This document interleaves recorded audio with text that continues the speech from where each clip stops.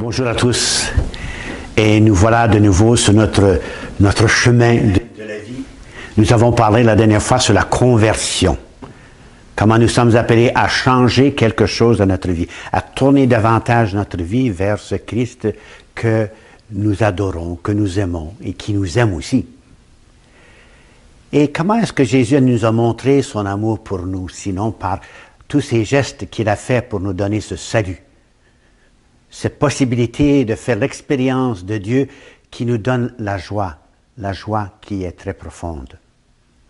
Nous voyons, le premier jour de la semaine sainte, et c'est le dimanche des rameaux.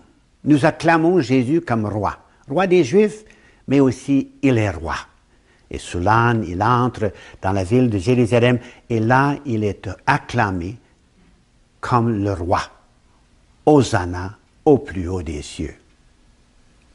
Et quelques jours plus tard, Jésus va rassembler ses apôtres dans ce cénacle, dans cette chambre, ou dans cette salle où il va certainement vivre et partager la Pâque des Juifs, la Pâque juive. Il va commencer par cette célébration traditionnelle pour la transformer en cette Eucharistie, en prenant le pain et en le brisant et en disant « Ceci est mon corps » et en prenant la coupe et la partageant avec ses apôtres en disant « Ceci est mon sang.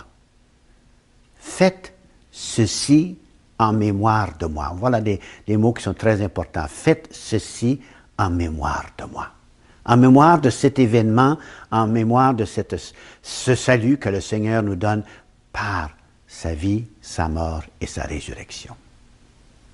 Et nous savons que Jésus, après coup, Jésus va être amené, va être jugé, il va être flagellé, il va être couronné et il va être crucifié. Et même sur la croix, Jésus va nous regarder avec un regard de miséricorde, car il va nous dire « Pardonnez-leur, car ils ne savent ce qu'ils font. » Et au bon larron, il va leur dire, « Aujourd'hui même, vous serez avec moi en paradis. » Voilà comment loin cette miséricorde, cet amour va au milieu de ses souffrances. Enterré dans ses souffrances, Jésus encore montre des gestes d'amour et de miséricorde. On le met au tombeau. Et voilà, c'est le silence. Le silence de qu'est-ce qui va se passer. Cet homme qu'on croyait être le sauveur, le voilà qu'il est mort. Et voilà que Dieu va transformer cet événement en le ressuscitant. Ce tombeau vide qui est le signe et le symbole de notre foi d'une certaine façon. Car Saint Paul nous le dit, sans cette résurrection, notre foi est vaine.